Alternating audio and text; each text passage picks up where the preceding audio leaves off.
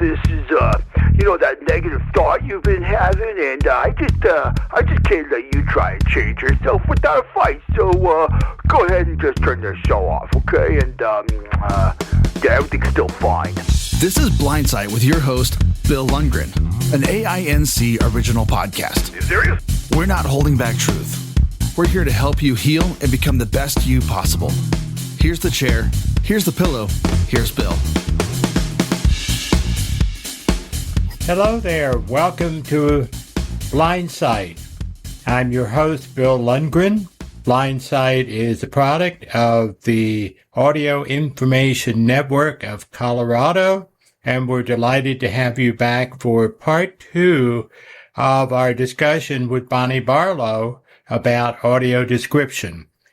Welcome back, Bonnie. Thank you very much. We're glad to have you. When we talked last, I was kind of curious as to what kind of training does an audio describer have to have? I mean, do they have to run a marathon for 26 hours to know, so that you know they can handle a boring 3-hour play, a description? Well, a lot of it does depend on what their focus is going to be for describing. So I, look at different things when it's someone who wants to write description and do voiceover for media and TV and broadcast, or if it's someone who wants to do live plays. Like I said before, the basics are all the same, and then we just kind of, look at the different elements that a person needs to be aware of, how to set the scene when it comes to doing a play. So recently, I've had a couple of students where, I trained them with the basics, and when we talked about doing plays specifically, including pre-show information, and whether or not they'll get to do a sensory tour ahead of time with someone, and then, have taken them with me to listen to me describe a play. And then the theaters have been very generous about, giving them a free ticket to come as, part of the training. And then I will tell them they can go ahead and prepare some of the description or the pre-show, and we can do it together.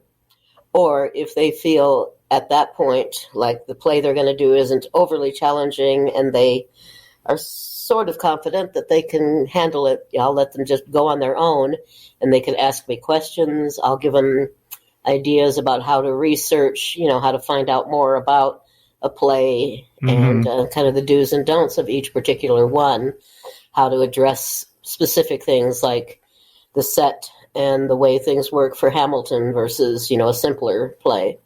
And then, I'm there available to answer their questions and be backup. So that's, wow. You don't have to do marathons. You just kind of have to have the basics and then some kind of an idea of what that kind of description needs. Well, do you have them write out a sample description so you see it, what their thinking is, and what they would, or just not writing it up? Because for plays, now if it's for doing a show or something, yes, I'll show them how to do the formatting for writing description, and they have to where the timing is in the media where they want the description to fit. So we'll do that way. But live plays are done more spontaneously.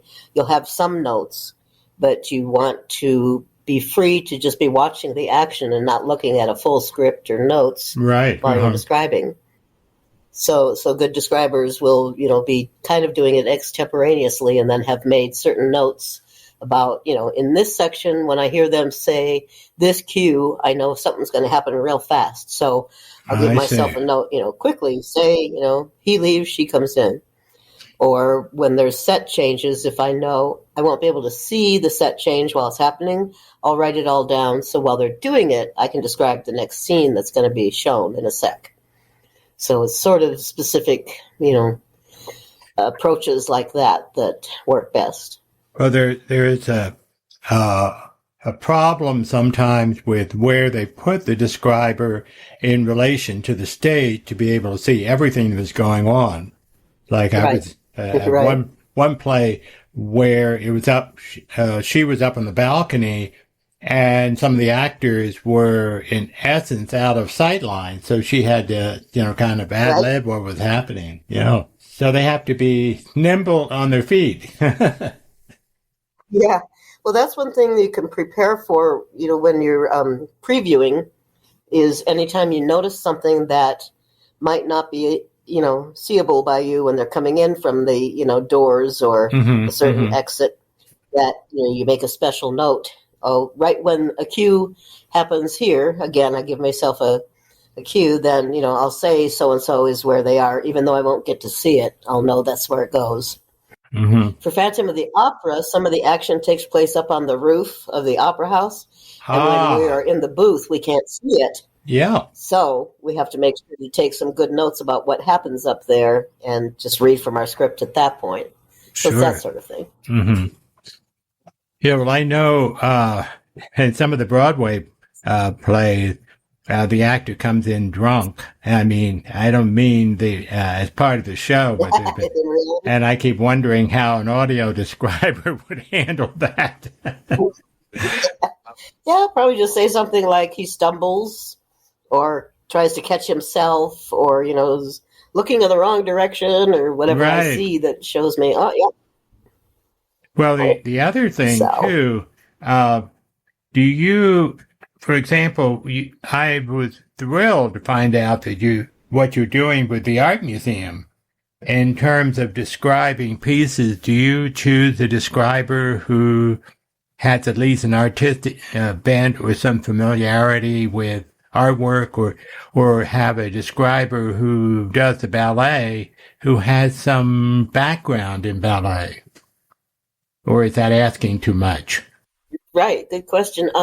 Specifically for the art, it is good to have someone who knows some things about art so that they can apply them in their description. We don't have to, have an art degree or even know that much about an artist, but we have to be able to use some of the ways that artists express themselves in our description. So when I'm looking at a piece, I'm just describing exactly what is there. So I might say first what the size is of the piece. Then I might say it's in it's oil on canvas. It's very deep, bright, colors. Or if it's more pastel and washy watercolor, I might say that. And then I'll say, like the perspective, perhaps. So our in the foreground, we see certain things, and then smaller in the background, we see other things. And that gives us a sense of distance. So I just kind of lay out the composition and the basic elements. And then, again, you'll set the stage for what people will see in their mind's eye as they hear the subjective information. So that's basically what a person does. So it helps to kind of know those things. But a person can also kind of educate themselves. I described Amish quilts, and I didn't know how to do quilting, but I went and talked to a quilter, and she talked to me about the different designs. And, the way they are named is very evocative of the way they look. So a tumbling block quilt looks like, different colored squares that look like, three-dimensional blocks kind of expanding from the middle or whatever. And sometimes, again, you can do a sensory tour with different textures of designs of quilts that a person could feel ahead of time. So that sort of thing. It's kind of a mix of pre-knowledge and then, educating oneself.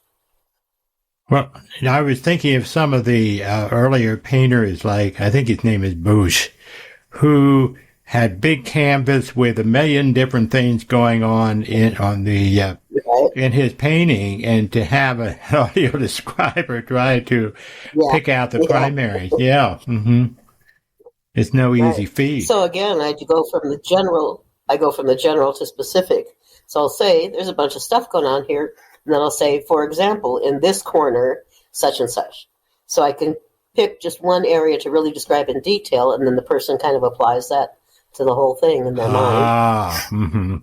So you have to find a shorthand to kind of give somebody the sense of, Boy, it takes a lot of work to trying to figure all that out. Yeah, and the more you do it, the easier it gets. You kind Yeah. of learn how to organize visual things, like you organize thoughts or your house. If you have a messy house, you might not be a good describer. I'm not sure if that totally translates, but it could be.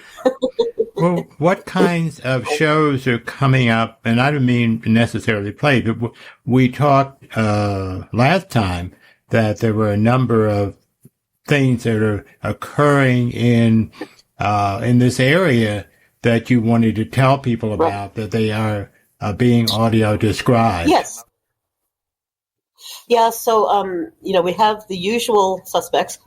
We have the usual plays and places, downtown with the Denver Center Performing Arts and the Broadway tour productions and the local theater company and the Galleria and opera and ballet. But then also we're starting to do description in Inglewood at the Lakewood Cultural Center. It's confusing because it says Lakewood, but we're Lakewood Cultural Center. And we've just described our first play for them in January. We did Little Women, and it was a musical version. It was a version that had been, created for Broadway. And so we did that, and we did a little short, sensory tour. Excuse me, I have the hiccups. And they're going to be doing Carousel now on the... I have to look at my calendar here. One thing, Bonnie, what the DCPA has done is have one performance of every show that is audio described. Is that what most of the theaters are doing? Yeah. Yes. So the person who wants to attend would have to call the venue and say, okay, when is the accessible performance? Yes. And hopefully they're available on that day. Or no, we'll send, so I have that email list of about 100 folks that I send stuff that's coming out to. So you all will be getting emails from Lakewood Cultural Center telling you all these details, both about Carousel. I think it's going to be March 19th, but I'll double check. And then also another thing that is going to, and if anyone listening wants to be on my mailing list and subsequently, as a extension, you'll be on Ken's list from Liquid. Just let me know at bonniejbarlow@gmail.com that you want to be on my list, and you'll get, announcements on things like this coming up. And so they're going to be doing another thing called Visionaries. And that is the one where, let's see, I just sent out an email the other day to that list. So people might have already heard about this a little bit. But it's going to be on Friday, April 21st. And it is featuring jazz music by the Daniel Kelly Trio, painted or paired with photographic light painting created by blind and visually impaired artists. And they explore what it means to truly see. And there was a video that I sent in this email as well. So I'm thinking you got it, Bill. I didn't get it. I'm going to complain to Bonnie Barlow. Yeah. Yeah, if you could check your list to see if I'm on it, because I haven't gotten anything for a while. But anyway, that's my personal business. But okay, what else? What else? So here, let me just say a little more about it then. Yeah. So so Friday, April 21st, 7:30 p.m. It's basically some photographers, a collective, and they're gonna. What they do is light painting, where they put subjects in a dark room, they expose film, and then they move lights around their subjects and things, and so the film picks up the light and the little bits of the subjects that are highlighted at different times, and it creates what's kind of turns into a sort of abstract, unusual kind of ghostly sort of image sometimes. And what they're going to do is they're going to talk about some of those that they'll be doing, and then they're going to do a creative or a actual photograph of the whole audience that will be created at that time with the same method. And so there will be some pieces outside in the lobby that I'll describe, and then the rest of it is described pretty much by them. So it should be really cool. It sounds it. So I'll be sending out more information. Mm-hmm. So April 21st, 7:30 at the Lakewood Cultural Center. Wow. And they also right now have an exhibit that's there that's got some visually impaired, accessible pieces. Mm-hmm. So people can go to that even now. Right. Okay. Now, in terms of the artwork at the Denver Art Museum, they would have that pre-recording whenever they do a description available whenever anybody goes there. What's the because I know everybody trying to keep costs down, and they try to they're just not sure at how many blind people or people with blindness are going to show up, so they try to get the maximum out of their describers. Well, basically, when I used to, I haven't worked with the Denver Museum for some time. When I did, we did them in person. But now I don't think they have anything recorded specifically for audio description. I think they have a recorded tour that's general. And general for the museum in general. And then they have certain days where they'll have some pieces that are available for people to touch, and different like sensory bags or whatever. But you kind of have to prepare for those and go on a specific date. So you just have to specific day, contact the museum. I personally don't think it's optimal. I think it would be better to have an available described, tour that's for the blind that even could include wayfinding, which is what we did for the Smithsonian. You actually record where they go and where they plug in their device next and what choices they have. Oh, yeah. Okay. Mm-hmm. Yeah. So that's like at the Smithsonian and other museums, but they aren't doing that at Denver Art Museum. So they just have a couple of adjunct things. So you'd have to check with them. And if you want to call them, because if you just walk in, the folks at the desk may or may not know. Because I went in there with a blind person once, and she asked, well, what do you have for me? And they were like, oh, we don't know. So they went and checked with somebody else. They said, well, you have certain days where you could do this or that. So it wasn't optimal, but I'm not sure what they're doing right now, so I can't say. So it really would behoove all of us to be keeping contact with the places that we would like to go. And if they're not doing it now, just our presence. Our presence and reminding them. And giving them feedback and telling them whether or not what they've provided is, really meets your needs, or if you feel like they should be doing more. Right. Because that's your right to say so. It's required by law. Well, what area would you like to see doing audio description that's not doing it now? Film festivals are kind of spotty when it comes to providing audio description for their documentaries and stuff, even when it comes to documentaries about or by people with disabilities. So I've worked with the Real Abilities Film Festival when they've started doing them in the last 2 years at the Jewish Community Center, Meisel Arts Center. And so they have specific days. They have films that I get ahead of time, and I can write a description for if they don't come with one already.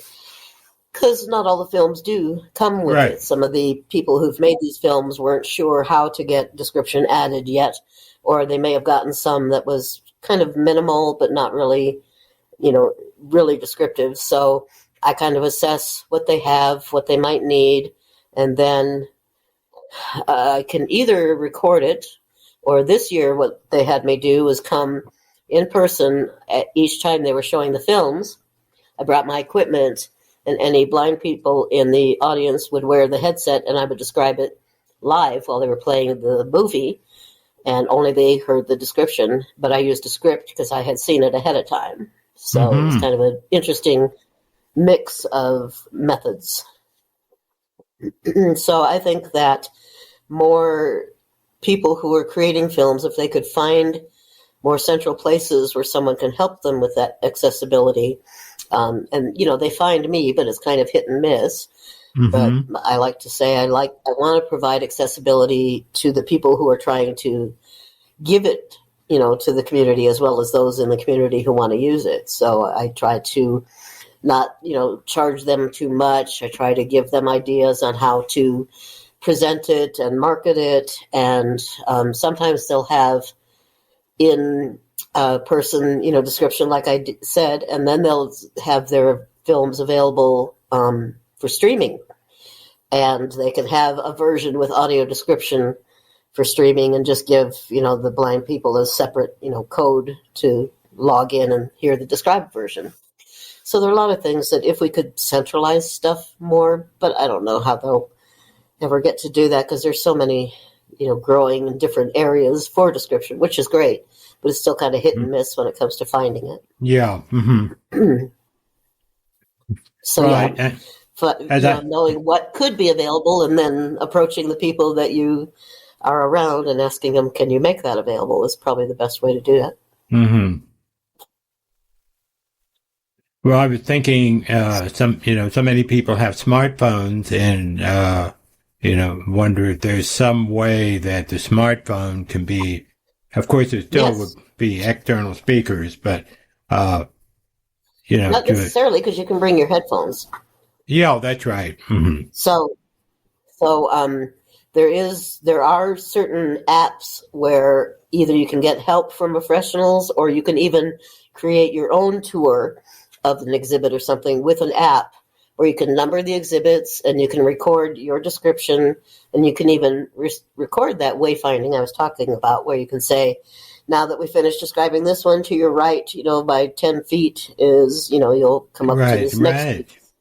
And sometimes these apps, you can print out QR codes and put them around your exhibit, and indicate in the app when they point the phone at it and hit the code, it starts describing that part of the exhibit. So there are a lot of, possibilities that way where, again, if you go and ask them, hey, do you have this? And did you know this is available? And here's the people who can maybe help you do that.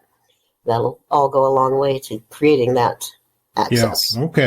Okay.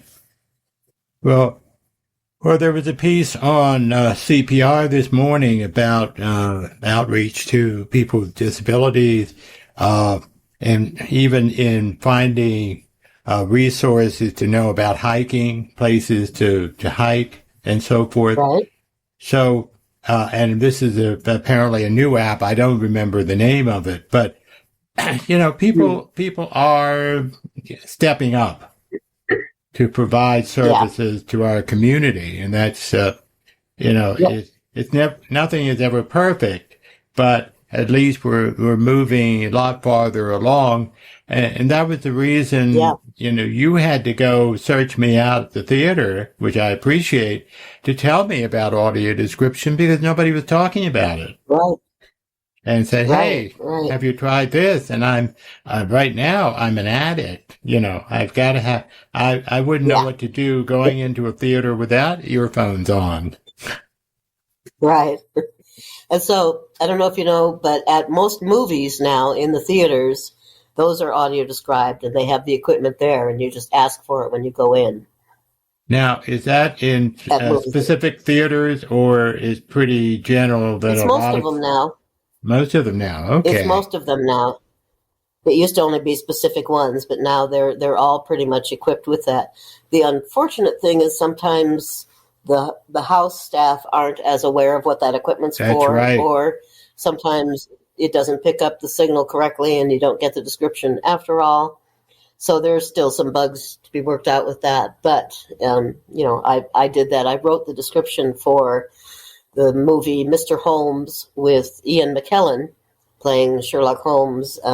at retirement age when he was starting to lose his memory. And it was a beautiful film. And when it came out in the theater, I went with Gail Hamilton, and we both got the headsets and listened to my description of the movie. So it was pretty cool. Wow, that's amazing. You were everywhere. I am. And there she is again, I say thank you, because you're making a difference in our being able to be in the regular world and enjoy what is going on out there and not feel left out, which I think is the hardest part of having a disability, is feeling left out. Right.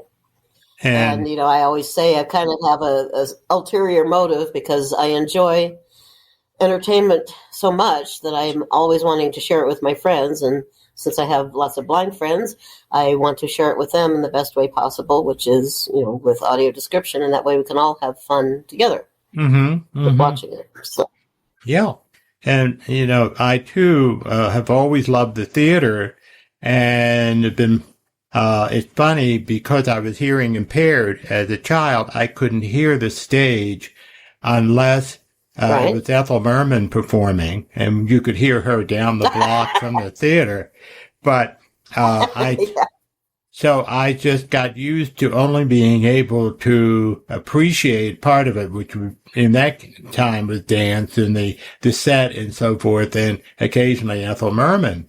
But now I can't see, but having the description plus being able to hear what's going on, I'm really getting a much fuller sense of the theater than I ever had before. And I'm just very grateful for that. That's what we're there for. Yeah. Are some of the smaller theaters, the Curious Theater and some of the other, are they also doing audio description? Are you finding their comfort level with having that service available? It's still hit and miss with those two. I did try to get Curious Theater specifically to have audio description, and we kept experimenting with where we could describe from within the building and the technology we had available. And we, so those are all things that have to be considered. You have to have a describer being away from the general audience, but still able to hear and see the show, and others to be able to pick up the signal. So I've tried doing it two different ways. I've tried using like the Zoom app and just describing on Zoom to the blind members in the audience, having their phone and headphones and logging into my, Zoom meeting, and that works pretty well. I also have Wi-Fi equipment that works in a small space, but it's always just kind of a combination of trying to make sure you have the correct, physical elements going on, plus the electronic elements, and then building the audience for it, and, just making it happen, so that not just planning for it and preparing for it, but also really being able to carry it all through successfully with great signals and everything is kind of a monumental task, but we keep trying. So yeah. Well, I don't think there are too many people out there like you across the country, or are there like an association of audio describers, or is it catch can? Yeah, there's not an association, but I think it's good to have a lot of individuals who are good at different things, because the technology is always changing, and the needs and desires for description are always changing and kind of growing. So it's kind of hard to try to cement anything in place for too long, because stuff changes all the time.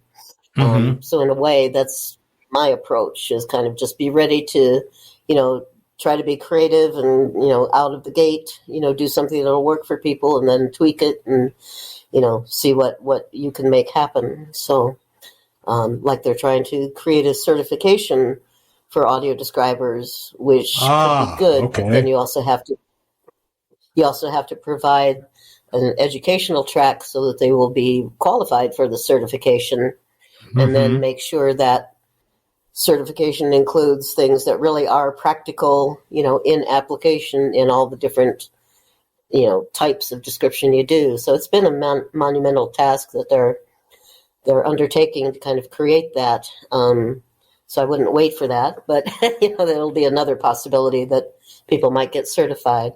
When I train people, I give them what I call a certificate of completion of my course, but it's not, certified in description, technically, because there is no such thing yet.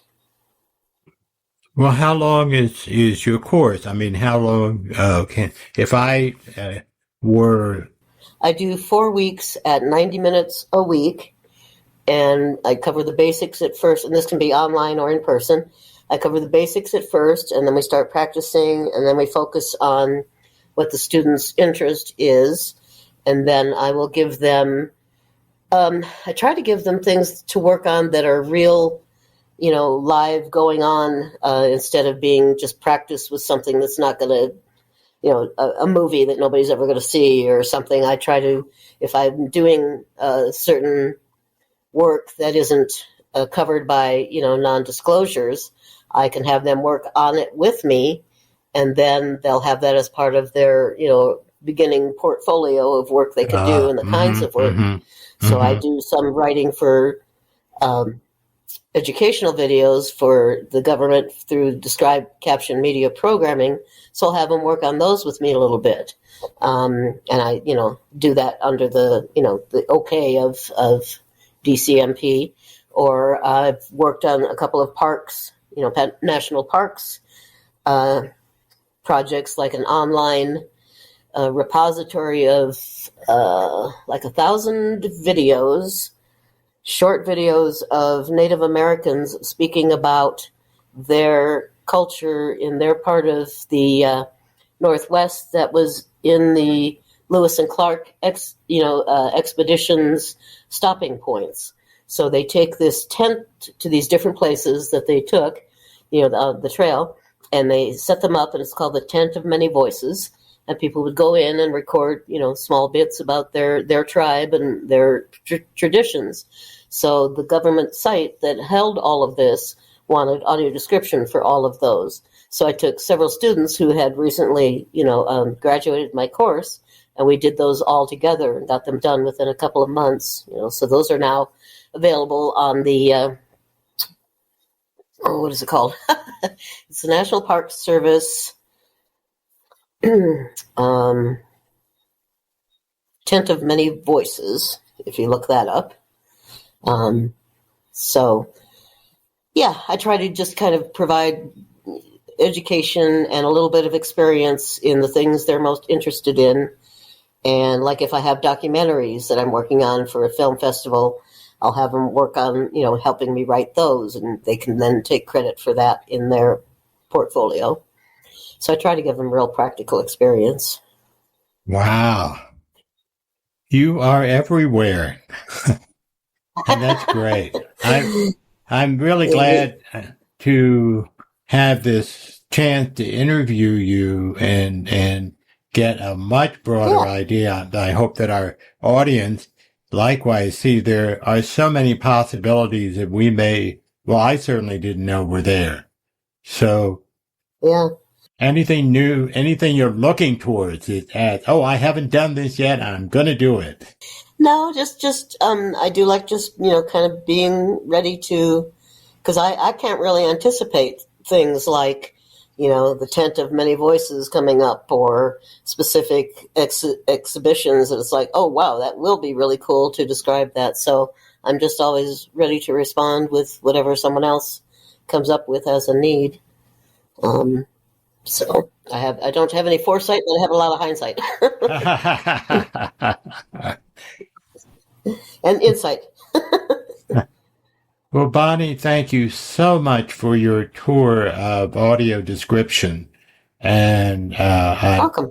I hope that we'll be touching base periodically to see if there's some new things coming up that you want to share. So thank you for being our guest for this two-parter. And I wish you the best for the future. Thanks. Thanks for having me again. And we'll see you at the theater. You betcha. And put me on the mailing list. All right. I'm going to send you something now and make sure you got it. Okay, great. And thank you all for listening in. This has been Blindsight. If any of you have any questions or comments or suggestions for a future program, don't hesitate to contact us at AIN of Colorado. Let us know what you want to hear, what you heard that you don't want to hear. We take all kinds. We aren't hurt when we get the brickbats, but we also love having your comments of any kind. So contact us. And this is the end of part 2 with Bonnie Barlow. And this was produced by the Audio Information Network of Colorado. Jonathan Price was our producer. And I'm Bill Lundgren, your host. And talk to you next time. Thank you.